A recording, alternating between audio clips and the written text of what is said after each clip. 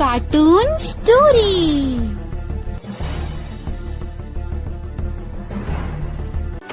शांति नगर में मरियम अपने पापा के साथ रहने आई थी। मरियम के पिता अशरफ बहुत गरीब थे। वे दोनों घर ना होने के कारण फुटपाथ पर रहने लगे थे। एक दिन किसी सज्जन ने उन्हें बताया, अरे अशरफ, तुम अपनी बेटी के साथ यहाँ फुटपाथ पर रहते हो, तुम कहीं किराए पर क्यों नहीं रह लेते? अभी कुछ दिन में रमजान आने वाले हैं। इस तरह फुटपाथ पर बच्ची के साथ रहना ठीक नहीं। लेकिन भाईजान, मेरे पास इतने पैसे नहीं हैं जो किराए पर रहूं। भाई, एक घर तो मेरी नज़र में है, लेकिन क्या भाईजान? यार भाई, वो घर कब्रिस्तान के पास बना है।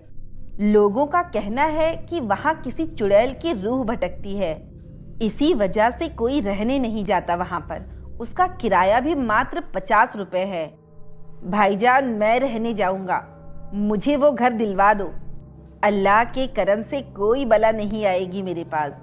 रफीक अपने दोस्त को लेकर उसी घर में जाता है और उस घर का मालिक कहता है, देखो भाई, इस घर की बहुत अफवाह है। अगर तुम्हें कुछ होता है तो मेरी जिम्मेदारी नहीं होगी। ऐसा तुम्हें इस सफेद कागज पे लिखना होगा। इस घर में आने वालों की मौत बहुत बार हो चुकी है, इसीलिए बोल रहा हूँ मैं। ठीक है भाईजान, अल्लाह है तो सब है। इस रमजान के महीने में तो चुड़ैल भी पाक साफ हो जाती है। मुझे कोई आपत्ति नहीं है। लाओ कागज। ये कहकर वो कागज पर सारी बातें लिख देता है।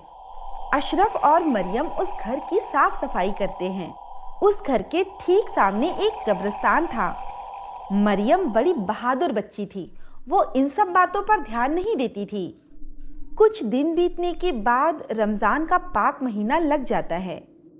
मरियम और अशरफ भी रोजा रखते हैं और अल्लाह की इबादत करते हैं।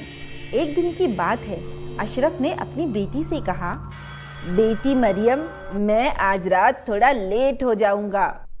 तुम रोजा खोलकर नमाज अदा कर लेना, मेरा इंतजार ना करना। ये घर की दूसरी चाबी मैं ले जा रहा हूँ। रात को तुम सो जाना, मैं आकर खाना खा लूंगा। मरियम भी हाँ कर देती है।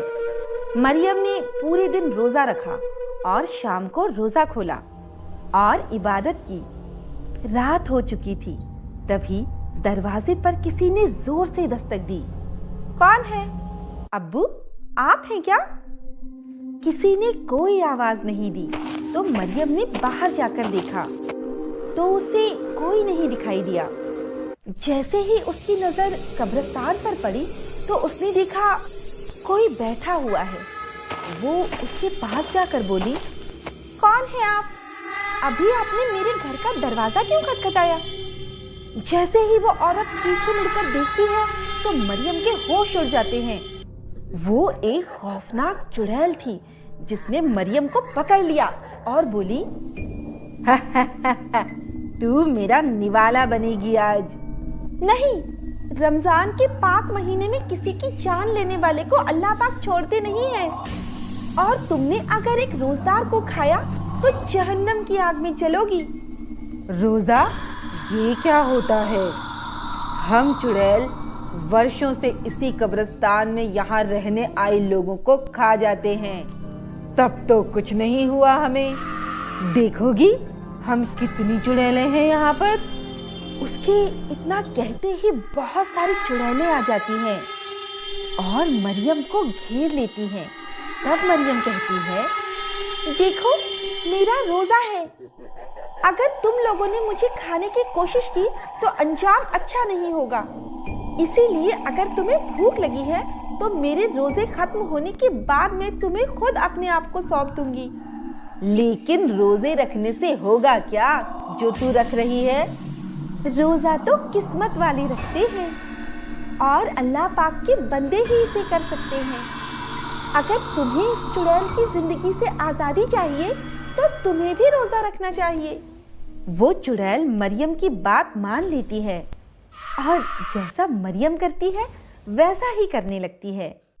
वो मरियम के आसपास भटकती है ऐसा ही चलता रहा और अंतिम रोजे वाले दिन जब मरियम ने सभी चुड़ैलों को रोजा रखवाया और जैसे ही उन्हें पाक नमाज पढ़वाई, नमाज को पढ़ते ही वो सारी चुड़ैलें आजाद हो गई और जाते हुए मरियम से बोली, मरियम, हम इतने वर्षों से यहाँ भटक रहे थे, किसी ने हमें आजाद नहीं कराया, लेकिन तुमने अपनी नमाज और रोजे की शक्ति से हमें आजाद करा दिया। हम तुम्हें दुआ देते हैं कि तुम हमेशा नेकी के रास्ते पर चलो और बुराई तुम्हारे पास भी ना आ सके। ये कहते ही वो चुड़ैलें आसमान में गायब हो गई। उसके बाद से फिर कभी कोई चुड़ैल उस घर के आसपास नहीं आई। ये करिश्मा देखकर उस मकान मालिक ने वो घर मरियम को रमजान में गिफ्ट कर दिया और उसका धन्यवाद किया। तो दोस्तों, कैसी लगी आपको हमारी कहानी? अगर पसंद आई हो तो लाइक, शेयर और सब्सक्राइब करना ना भूलें और ऐसी ही कहानियों के लिए बने रहें हमारे चैनल पर।